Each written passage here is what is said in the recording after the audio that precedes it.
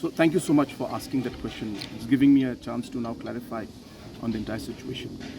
So once the decision was made, the necessary bills of the contractor, which was pending, was given to the contractor. Once the bill was given to the contractor, we expected the contractor to start the work. The contractor did not start the work. After multiple reminders to him, trying to contact him, trying to communicate with him officially in writing, we still did not get any information or any kind of communication from the contractor, which looked like he was not interested in starting the work. And hence, after discussing with the MLA and with other people, a tough decision had to be taken, keeping in mind that we wanted things to start. A tough decision of cancelling that work had to be taken up because we were not getting response from the contractor. Once we decided that, and once we decided to cancel it and to retender things, the contractor then went to court.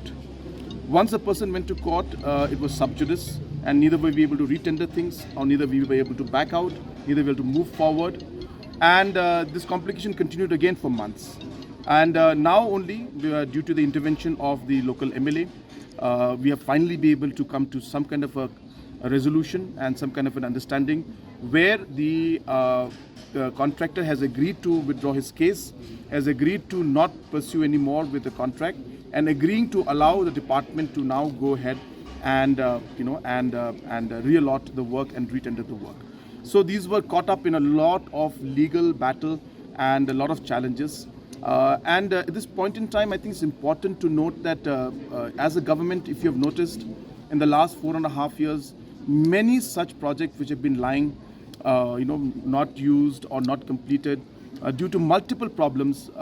This may be one of the only few governments that has actually taken that step.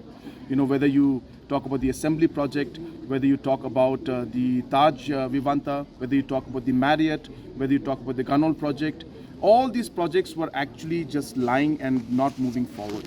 And we decided to move forward and enlarge number of them. So in spite of the challenges in each one, knowing that they are very difficult to move forward, we took up the challenge because we said we will do it. And in most of them, we have been able to move forward. Iawmusiang happened to be one where we could not do it in the sense that, as I said, the legal battles came in, all legal challenges, contractor was not willing. It was a very, very complicated and mess, I should say, which was there created because of the last many years of this project being lying in isolation and in the cold storage. And hence, when we took it out of the cold storage, all these complications started coming out, all these problems started coming out, court cases started coming, which made it very difficult for us to move forward, even though we were pushing very hard. So therefore, now, as I said, because of the intervention of the MLA, things are moving forward. We are hopeful that the contractor, the old contractor, will now agree and he will not interfere anymore. We will go for a fresh tendering, and we hope that the work for that also will start, and we will take Iawmusiang also to the logical conclusion. There are challenges, but we'll face them and we'll move forward.